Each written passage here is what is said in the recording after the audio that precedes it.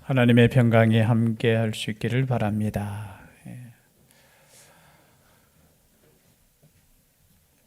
베드로의 멋진 신앙 고백이 있었고 그 믿음의 고백 위에 교회가 세워질 것이라는 말씀 뒤에 자신은 십자가를 진다는 말씀을 하셨습니다.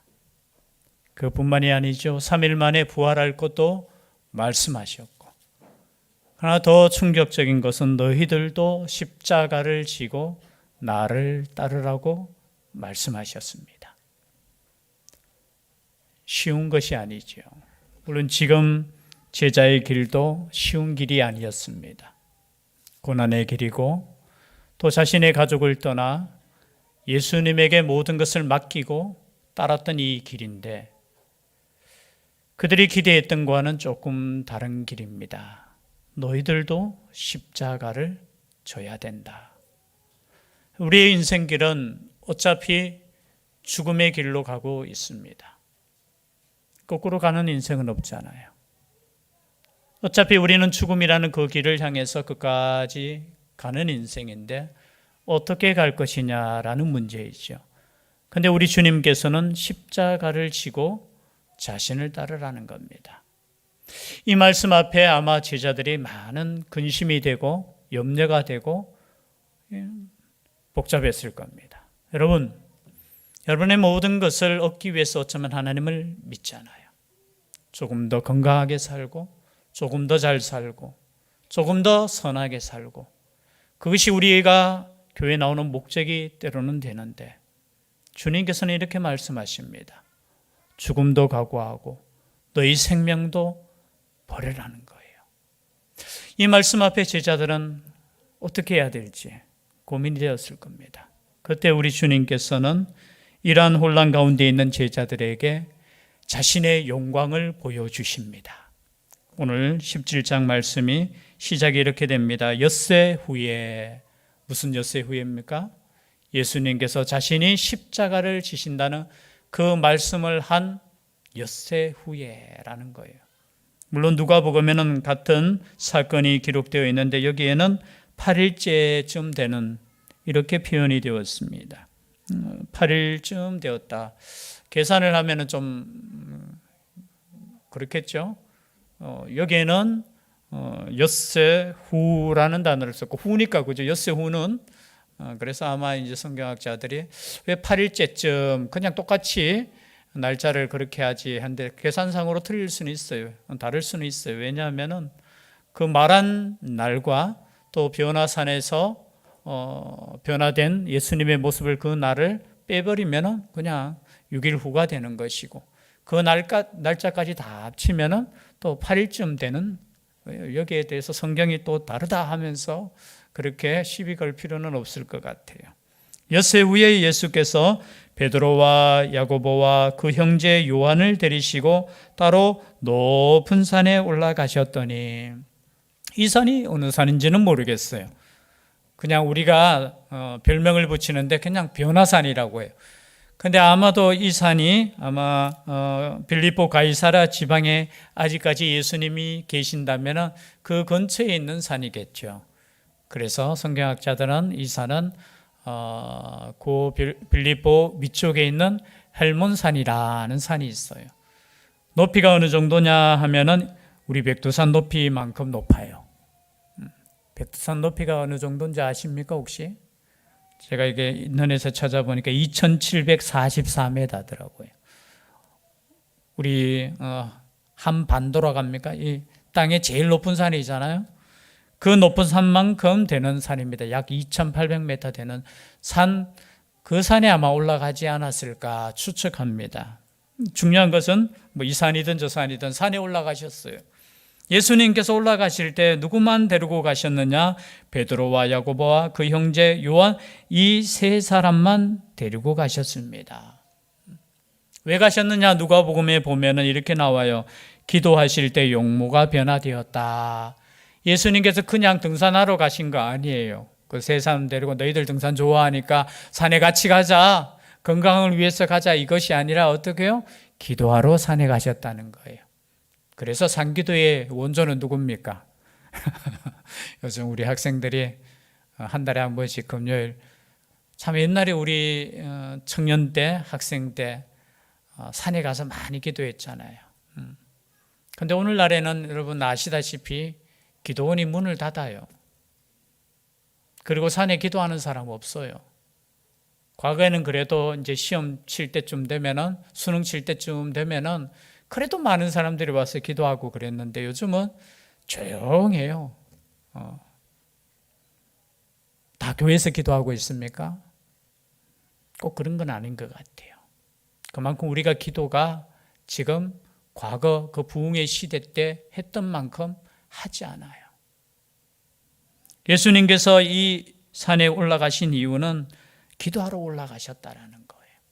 근데 특별히 이 세 사람, 야고보와 그의 형제 그리고 요한, 베드로, 이 세 사람을 따로 데리고 가시는 장면들이 성경에 보면 몇 번 나오죠.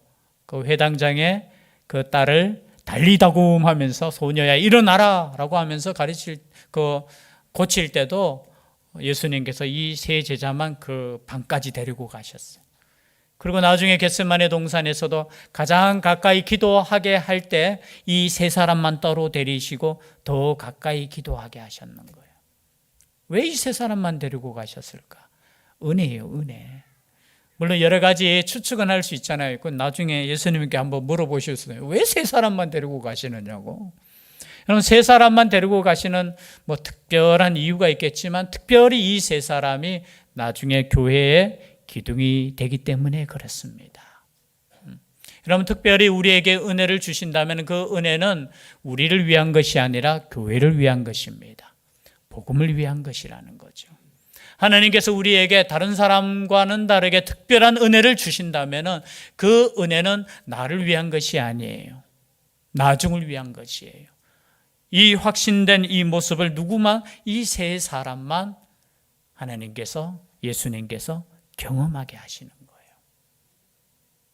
또 특별한 이유가 있으면 뭐 제가 기도하면서 생각해 볼 때 왜 세 제자만, 별로 중요한 문제는 아니에요. 그냥 성경을 생각하다 보면 읽다 보면 그렇잖아요. 왜 세 사람만 이렇게 데리고 갔을까? 이 세 사람은 특별히 위험한 제자들이에요. 왜 위험합니까? 베드로 수제자잖아요. 항상 자기는 앞에 서기를 좋아했고 다른 사람은 다 주님을 버릴지라도 나는 주님을 버리지 않겠습니다. 당당하게 이야기했던. 그런데 얼마 뒤에 예수님을 어떻게 했습니까? 그냥 부인한 거 아니에요. 그냥 도망간 거 아니에요. 예수님이 어떻게 되는가 싶어서 끝까지 따라가는데 그것만큼 나쁜 사람이 어디 있어요? 그런 자기가 이제 위험에 처하니까 저주하면서까지 예수님을 부인했던. 우리의 뭐 어쩌면 체험적인 그 신앙 중요해요. 근데 그거 여러분 믿지 마세요. 우리가 아무리 체험이 있다 할지라도 생명의 위협 앞에 온전히 무너질 수 있어요.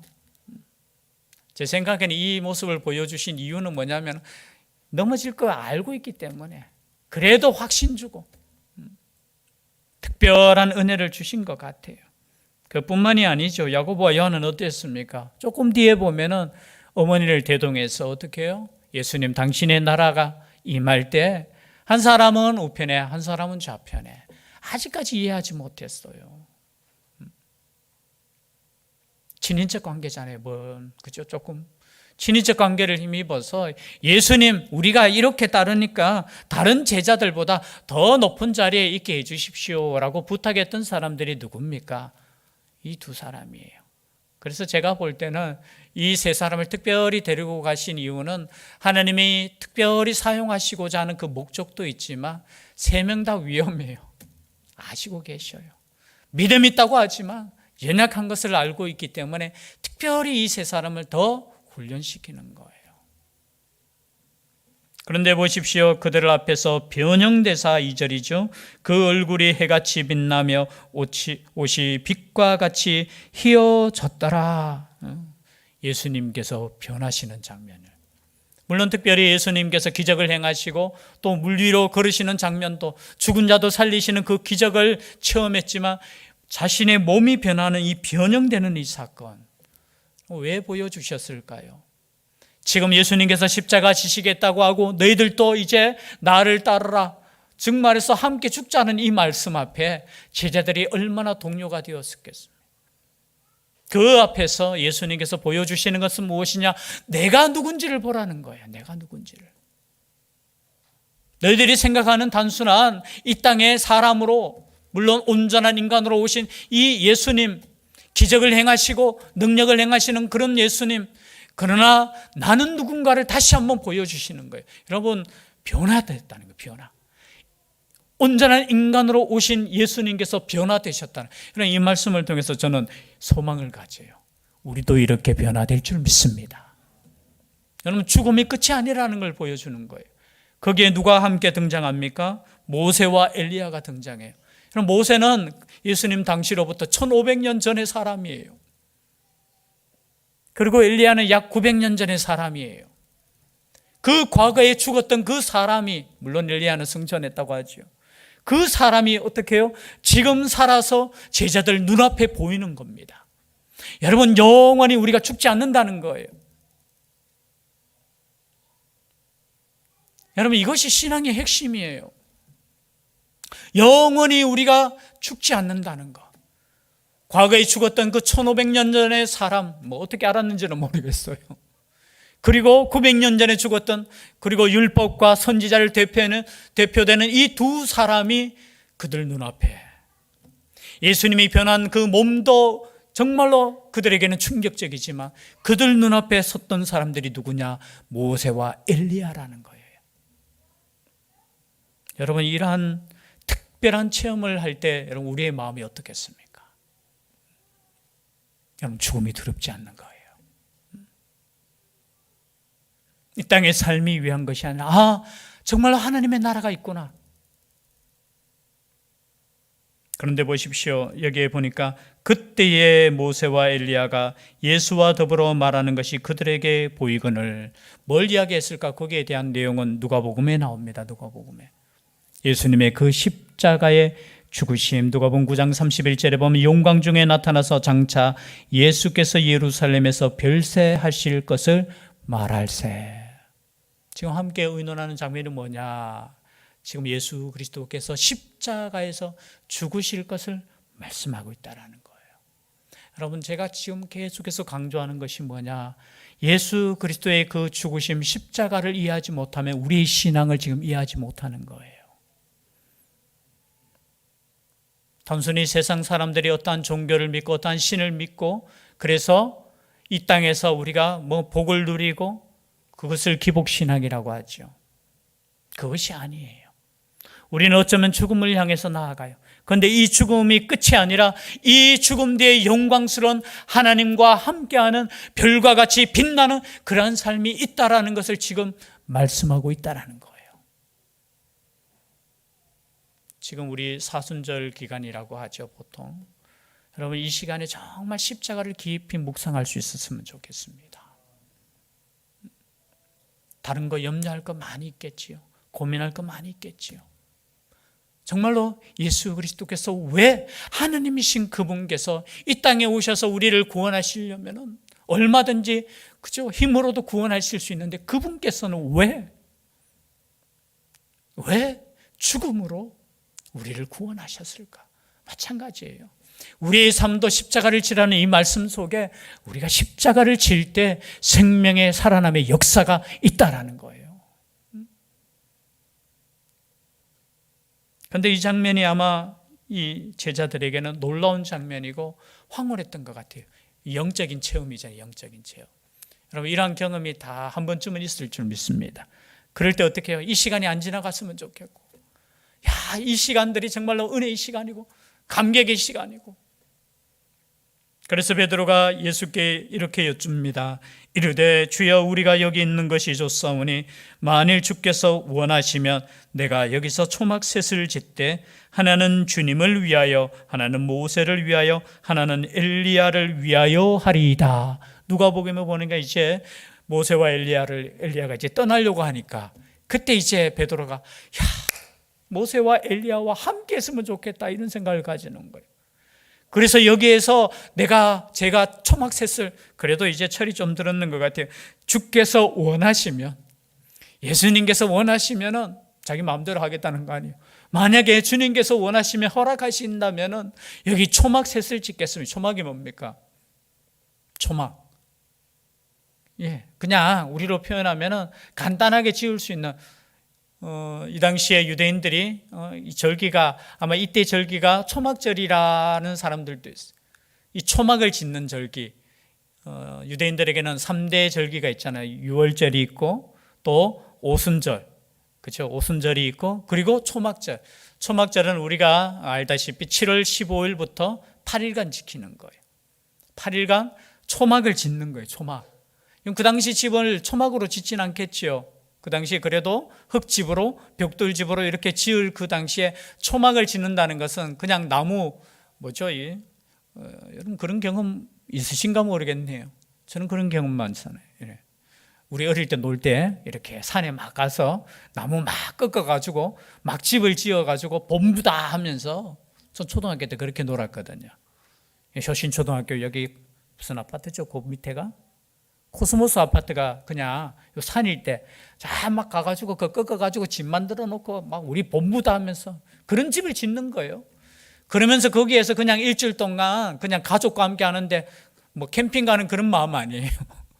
오늘날에는 그죠? 텐트 가지고 또 텐트로도 이렇게 초막을 지을 수 있죠. 그 지어서 그곳에서 그냥 7일 동안 8일 동안 지내는 이유가 뭐냐면 우리가 광야에서 이렇게 힘들게 우리가 광야길을 걸었단다.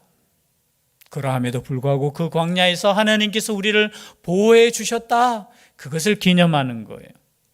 또한 이 초막절은 이제 1년의 마지막, 우리로 표현하면 마지막 추수를 다 하고 그 추수에 감사해서 하나님께 드리는 절기예요. 우리가 영적으로 보면 우리가 마지막 때 추수되잖아요. 추수되어서 하나님의 그 초막에서 지내는 그 장면을 말하는 거예요. 장막을 쳐주는 그 장면. 그것을 지금 베드로가 뭐예요? 모세와 엘리야와 주님을 위해서 내가 이 초막을 짓겠습니다. 우리 여기서 그냥 사십시다. 뭘 잊어버렸어요? 두 가지를 잃어버리고 있어요. 예수님을 지금 모세와 엘리야와 지금 동급으로 생각하고 있어요. 여러분 아니에요. 모세와 엘리야는 주님 오심을 예언하고 준비했던 선지자들이에요. 선지자들. 여러분 사람에게 주목하시면 안 돼요. 그리고 또 한 가지 잊는 것은 무엇입니까? 지금 십자가를 지는 그 길을 가는 거예요. 여러분 죄송한데 이 베드로의 이 짧은 머릿속에 그냥 여기 있는 것이 좋겠다라는 거예요. 아이고 가서 고생하고 거기 가서 어떻게 해요? 십자가 지고 죽고 뭐 그러지 말고 그냥 예수님 우리와 함께 여기 그냥 여기서 우리 또 제자 또 3명 딱 데리고 오셨네요. 그냥 우리가 예수님 한 명은 예수님 섬기고 한 명은 엘리야 섬기고 한 명은 누구를 섬겨요? 모세 섬기고 그냥 여기서 있는 것이 좋겠습니다. 그럴듯하지요. 그죠? 초막셋을 짓고 뭔가 위하는 것 같지만 결국에는 십자가의 길을 늦추겠다는 거예요. 가기 싫다는 거예요. 그때 홀련히 빛난 구름이 그들을 덮으며 구름 속에서 소리가 나서 이르시되 이는 내 사랑하는 아들이요 내 기뻐하는 자니 너희는 그의 말을 들으라 하시는지라. 이때 우리 하나님께서 친히 말씀해 주셔요. 여러분 베드로와 야고보 요한은 정말로 하나님의 음성을 들었는 사람이에요. 그냥 눈으로 예수님이 변화되는 그 모습만 본 것이 아니라 직접 하나님의 음성을 듣는데 그 음성이 뭐냐? 예수 그리스도를 어떻게 하나님께서 말씀하시느냐? 이는 내 사랑하는 아들이요 내 기뻐하는 자니 너희는 그의 말을 들으라. 이 장면은 마태복음 3장에도 나오죠. 예수님께서 세례받고 올라오실 때 하늘에서 성령이 비둘기 같이 임하시면서 내려온 그 말씀이에요. 이는 내 사랑하는 아들이요 내 기뻐하는 자라. 여러분 사랑하는 아들이 누굽니까? 예수 그리스도라는 거예요. 그때 제자는 듣고 엎드려 심히 두려워합니다. 그때 예수께서 나와 그들에게 손을 대시며 이르시되 일어나라 두려워하지 말라 하시니 제자들이 눈을 들고 보매 오직 예수 외에는 아무도 보이지 아니하더라. 이 말씀의 핵심이죠. 우리가 다 알다시피 오직 예수 외에는, 한번 따라해 보실까요? 오직 예수 외에는 보이는 것이 없어야 됩니다.